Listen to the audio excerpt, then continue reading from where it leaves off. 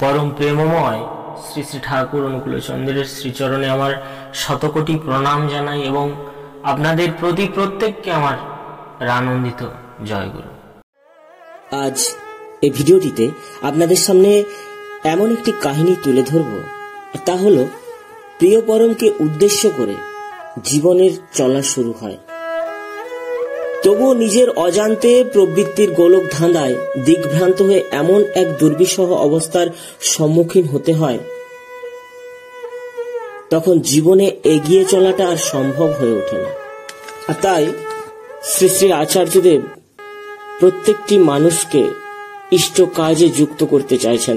বলছেন, একটা বিন্দু যদি সময় পাও তার কাজে নিজেকে যুক্ত করো, দেখবে জীবনের রঙই পাল্টে যাবে।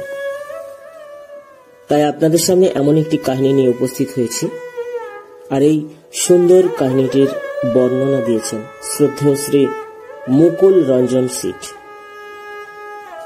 শ্রী শ্রী ঠাকুরকে কেন্দ্র করে আমাদের জীবন চলা, যদিও প্রিয় পরমকে উদ্দেশ্য করে জীবনের চলা শুরু হয়, তবুও নিজের অজান্তে প্রবৃত্তির গোলকধাঁধায় দিগ্ভ্রান্ত হয়ে এমন দুর্বিষহ অবস্থার সম্মুখীন হতে হয়, তখন জীবনে এগিয়ে চলাটা আর সম্ভব হয়ে ওঠে না। প্রয়োজন হয় এমন একজন দরদি মানুষের, যার সান্নিধ্য, সহযোগিতা এবং হৃদয়ের স্পর্শ পুনরায় জীবনকে গতিশীল করে তোলে, আনন্দপূর্ণ উচ্ছল করে তোলে, জীবন সার্থকতা পায়, এক অনাবিল প্রগতিমুখর উজ্জ্বল জীবনের সংস্পর্শে। আশ্রম জীবনে এমনতর ঘটনা প্রতিদিনই পরিলক্ষিত হয়। কত রকমের মানুষ প্রত্যহ আনাগোনা আশ্রমে। শ্রী শ্রী ঠাকুর দর্শন করে আচার্যদেবের সান্নিধ্যে এসে নিজের জীবনের কথা, সংসারের কথা উজাড় করে দেন তার চরণে। এক গভীর প্রত্যাশা ও বিশ্বাস মনে থাকে, তিনি ম্যাজিকের মতো সব দুঃখ, ব্যথা ও সমস্যা মিটিয়ে দেবেন। কিন্তু তিনি অত্যন্ত দৃঢ়, বলিষ্ঠ, বাস্তবধর্মী, বিজ্ঞান মনস্ক মানুষ। তার বৌদ্ধিক, যুক্তিপূর্ণ, বিশ্লেষণী কথার মধ্যে রয়েছে গভীর ইষ্টপ্রেম এবং সঠিক জীবন চলার অমৃত পথ নির্দেশ, যাতে আত্মজীবনে ফিরে আসে শক্তি, সৌন্দর্য এবং সচ্ছল জীবন নির্দেশিকা। এক মা তার মেয়েকে নিয়ে শ্রী শ্রী আচার্যদেবের কাছে নিবেদন করছেন। মেয়ে পড়াশোনায় ভালো, কিন্তু স্কুলে বন্ধু বান্ধবদের সঙ্গে তার বনিবনা নাই। সব সময় মুখ শুকিয়ে থাকে, বাড়িতে এসেও সব সময় রাগ ভাব, কারো সাথে কথা বলতে চায় না। শরীরটা দিনের পর দিন শুকিয়ে যাচ্ছে। মার কাছ থেকে কথা শুনে আচার্যদেব মেয়েটির সঙ্গে কথা বললেন। পড়াশোনায় যেহেতু ভালো, সেহেতু সে কাউকে সহ্য করতে পারে না। নিজের অহংকারের বৃত্তির মধ্যে ঘুরপাক খাচ্ছে, সবাইকে অবজ্ঞা করে, আর অন্যান্যরাও তার সঙ্গে দূরত্ব বজায় রেখে চলে। সহজ হতে পারে না, প্রাণ খুলে মিশতে পারে না, খেলাধুলা, খাওয়া দাওয়া, আনন্দ উল্লাস ভাগ করে নিতে পারে না। জীবনকে মরুভূমি করে ফেলেছে। আচার্যদেব বললেন, জীবনে আনন্দে পেতে গেলে সবার সাথে মিশতে হবে। নিজের অহংকারের বেড়াজালে নিজেকে বেঁধে ফেললে জীবন তো শেষ হয়ে যাবে। আর এই পড়াশোনায় লাভ বা কি হবে? বৃহত্তর সংসারে যখন যাবে, এই কারণেই জীবন তখন দুর্বিষহ হয়ে উঠবে।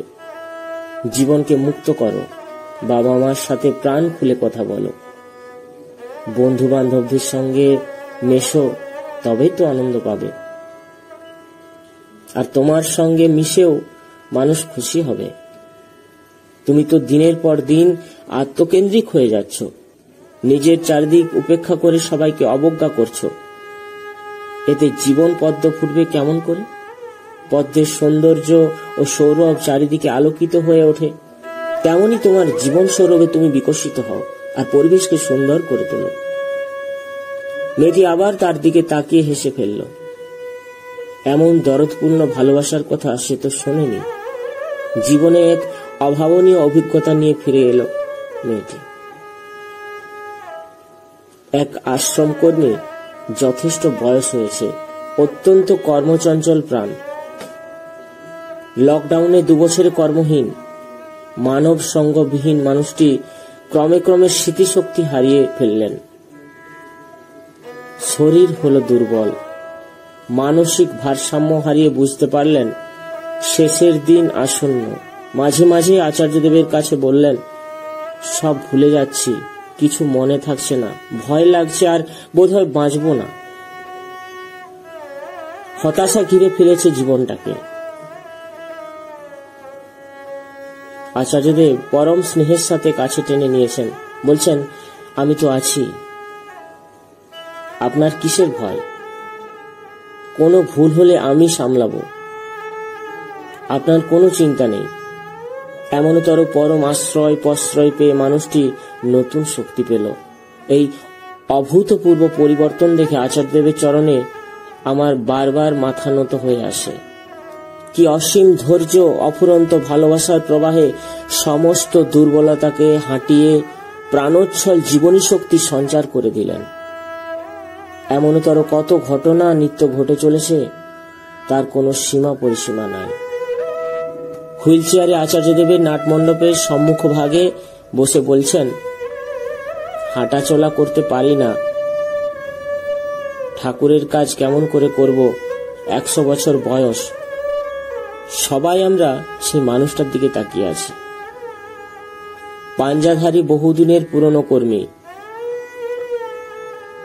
এখনো সৎসঙ্গে যান, ঠাকুরের দয়ার কথা বলেন। তার কথা শুনে আচার্যদেব তার স্বভাব সুলভ হাস্যদীপ্ত করুণা ভরা দৃষ্টিতে বললেন, রামচন্দ্রের বাণে কুম্ভকর্ণের হাত পা কাটা গেছে, তবুও ধড্ডা লাফাতে লাফাতে ভগবান রামচন্দ্রকে আঘাত করার প্রচেষ্টা চালিয়ে যাচ্ছে। শয়তানেরা যদি এত পরাক্রম হয়, তাহলে যিনি প্রিয় পরমের পূজারী, যিনি আদর্শের আরাধনা করেন, তার পরাক্রম থাকবে না কেন? আচার্যদেবের দীপ্ত সুন্দর বাক্য বিন্যাস অপরিসীম উদ্দীপনায় 100 বছরের বৃদ্ধ মানুষটার অন্তরে গভীর আত্মপ্রত্যয় ও প্রেমের আগুন জ্বালিয়ে দিল। এমনই করে শত শত নড়বড়ে ভেঙে পড়া জীবনকে প্রাণন শক্তি দিয়ে প্রিয় পরমের কাছে সচল করে তুলেছেন। আশ্রমের প্রত্যেকটি মানুষ যাতে সুস্থ থাকে, সেদিকে তার তীক্ষ্ণ দৃষ্টি।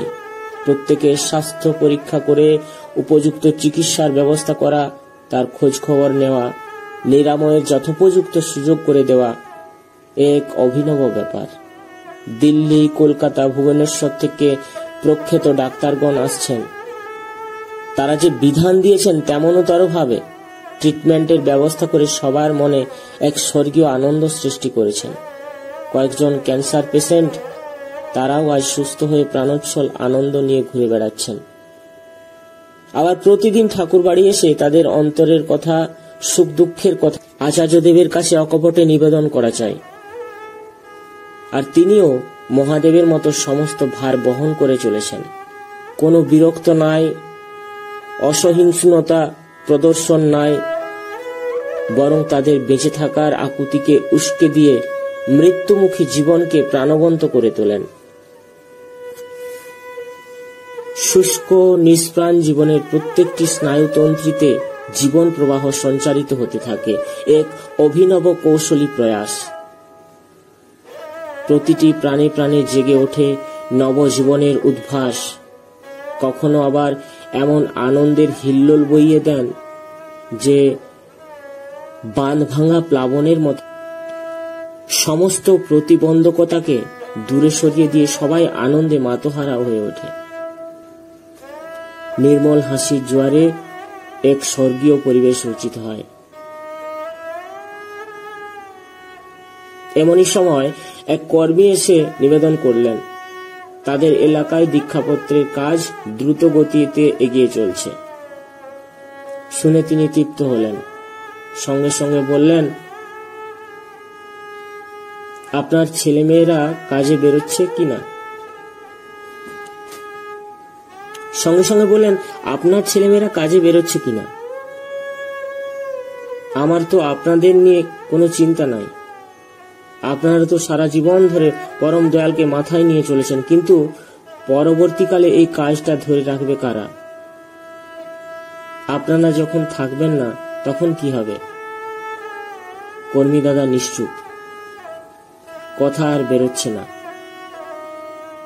আচার্যদেব বললেন, ছেলে মেয়েদের উপর যদি দায়িত্ব না দেন, তাদের যদি কাজ না শেখান, তাহলে সবেই তো মাঠে মারা যাবে।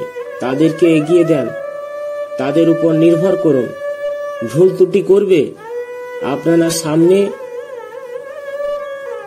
সামনে থেকে সংশোধন করে দেবেন, তবে তো তারা শিখবে। বংশ পরম্পরার মধ্যে এই প্রবাহমান গতিটাকে বজায় রাখতে হবে। এটাই তো আপনাদের প্রধান কাজ। এই প্রসঙ্গে পরম দয়াল শ্রী শ্রী ঠাকুরের জীবনের একটা ঘটনার সামঞ্জস্য দেখতে পাই। পড়ন্ত এক বিকাল বেলায় দয়াল ঠাকুর জ্যোতি আশ্রমে বসে আছেন। জ্যোতিগণ তাকে ঘিরে বসেছেন। বহিরাগত কয়েকজন দাদাও রয়েছেন। এমন সময় দয়াল ঠাকুর শরৎদার উদ্দেশ্যে বললেন, আপনি আমায় ভালোবাসেন? আমি যা বলি তা আপ্রাণভাবে করার চেষ্টা করেন, কিন্তু আপনার সন্তানাদির মধ্যে যদি তার প্রসার না ঘটে, তাহলে সবই ব্যর্থ। প্রকৃতপক্ষে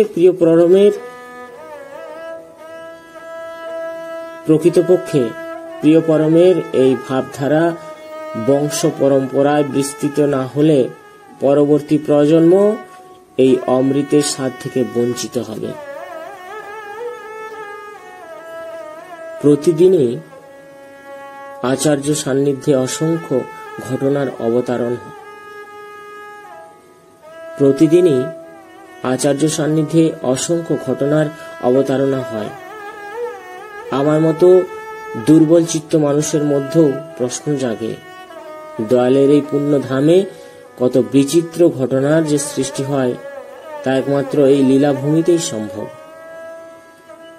আশ্রমের সঙ্গীত শিল্পীরা প্রতিদিন আচার্যদেবের কাছে সঙ্গীত পরিবেশন করেন। তারা কেউই প্রতিষ্ঠিত তথাকথিত সঙ্গীত শিল্পী নন, কিন্তু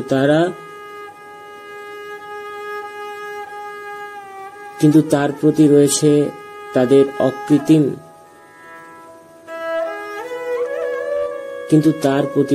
তাদের অকৃত্রিম ভালোবাসা। তাকে খুশি করার উদ্যম গতিতে তারা এগিয়ে চলেছেন। নিজের জীবনের পারা না পারার গণ্ডিকে অতিক্রম করে সীমাবদ্ধতার বেড়া ডিঙিয়ে এক উন্মুক্ত প্রাঙ্গণে এসে দাঁড়িয়েছেন।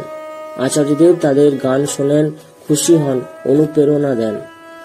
এর থেকে বড় প্রাপ্তি আর কি আছে? কানায় কানায় তাদের উচ্ছল আনন্দ ঘন জীবন প্রাণ প্রাচুর্যে ভরে থাকে।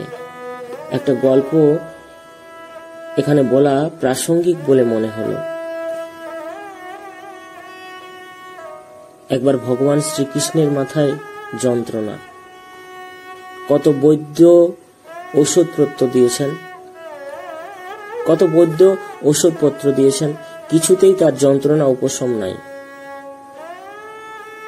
শেষে নিজেই বললেন, কোনো ভক্ত যদি তার পায়ে ধুলো দেয়,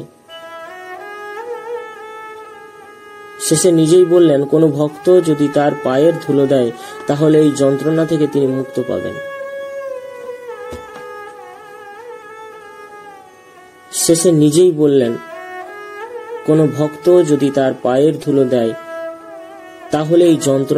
তিনি মুক্ত পাবেন।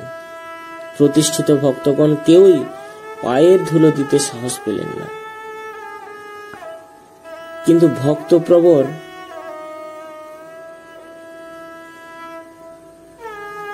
ভক্তপ্রবণ নারদ গোপিনীদের কাছে এই প্রস্তাব দেওয়ার সঙ্গে সঙ্গে তারা বিকারহীন চিত্তে প্রভুর আরোগ্য লাভের জন্য পায়ের ধুলো দিয়েছিলেন। সেখানে কোনো সংকোচ বা ভয় ছিল না। ঠিক তেমনি ভাবে আমাদের আশ্রমিক গায়ক গায়িকাগণ যুক্তিবুদ্ধির মাপকাঠিতে বিচার না করে তার প্রীত্যর্থে নিজেদের উজাড় করা ভক্তি অর্ঘ্যের ডালি সাজিয়ে প্রতিদিন নিত্য নতুন সাজে নিবেদন করে চলেছেন। নিজেদের অজান্তেই এক মহত্তর জীবন স্তরে পৌঁছতে পারছেন।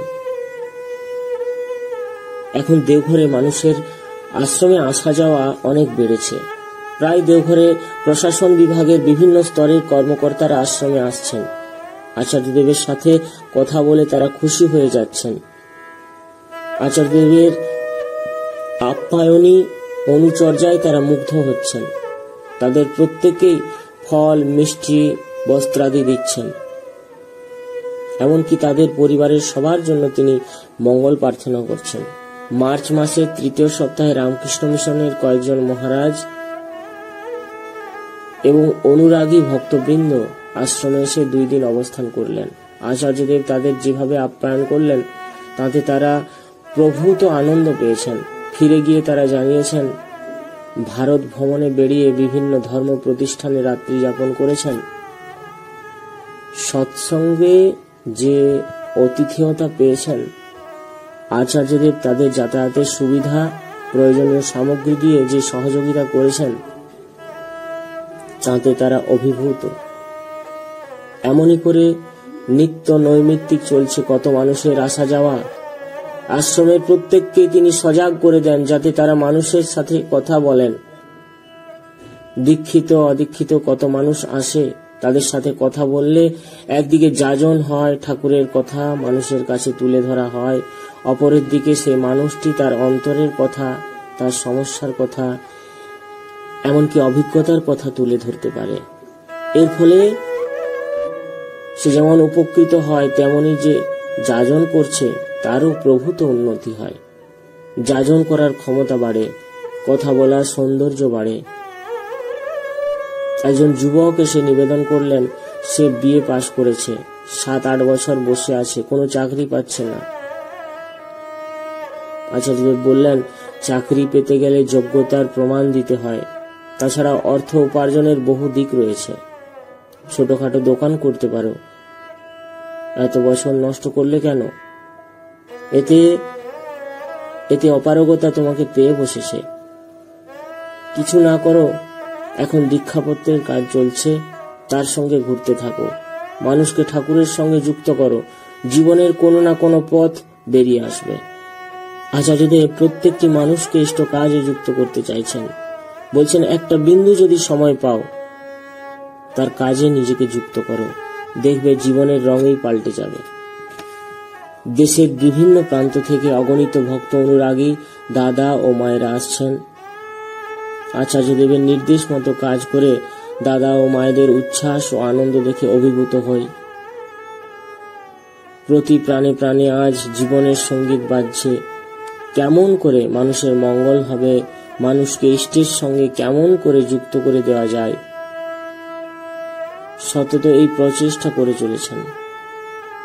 অনেকে এসে বলেন আমেরিকা যাবে, কানাডা যাবে, ইংল্যান্ড যাবে। তিনি সঙ্গে সঙ্গে সেই দেশের গুরু ভাইদের সঙ্গে যোগাযোগ করিয়ে দিতে বলেন, যাতে সে কোনো বিপদে না পড়ে, ঠাকুরের কাজের সাথে যুক্ত হয়। এমনতর লোক পাবনি চিন্তাধারা তার।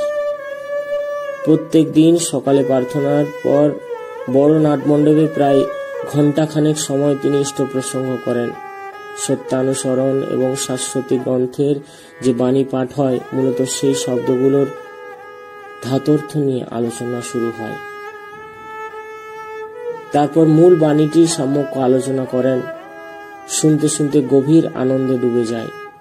তিনি আলোচনাকে এমন এক গভীর স্তরে পৌঁছে দেন যা আমাদের জীবনকে আলোড়িত করে তোলে। এমনতর জীবনের সঙ্গলাভ তার বিশ্লেষণী তাৎপর্যপূর্ণ আকর্ষণীয় আলোচনা মনকে ইষ্টভাবে ভাবান্বিত করে তোলে, কর্মে অনুপ্রাণিত করে আর জীবনকে সমৃদ্ধ করে তোলে। চিন্তার জগতে আমূল পরিবর্তন আসে, নিজেকে ধন্য ও কৃতার্থ বলে মনে হয়। ইষ্টচর্চা ও গভীর আবেশের মধ্য দিন অতিবাহিত হয়। প্রাতঃকালীন এই মনোরম স্নিগ্ধ পরিবেশ সবার অন্তরে প্রিয় পরমকে ভালোবেসে চলার এক অফুরন্ত প্রাণের ঐশী সন্দীপনা সৃষ্টি হয়। তাই প্রয়োজন হয় এমনতর জীবন্ত আদর্শ, যার অনুসরণ ও অনুগমনে জীবন ইষ্টকেন্দ্রিক হয়ে ভক্তি, প্রেম ও ভালোবাসার অটুট বন্ধন গড়ে ওঠে। সেই দিব্য জ্যোতির্ময় দেবসত্তাকে জানায় অসংখ্য প্রণাম। এই ছিল আজকের কাহিনী। সকল শ্রোতাকে জানাই আমার আন্তরিক জয়গুরু।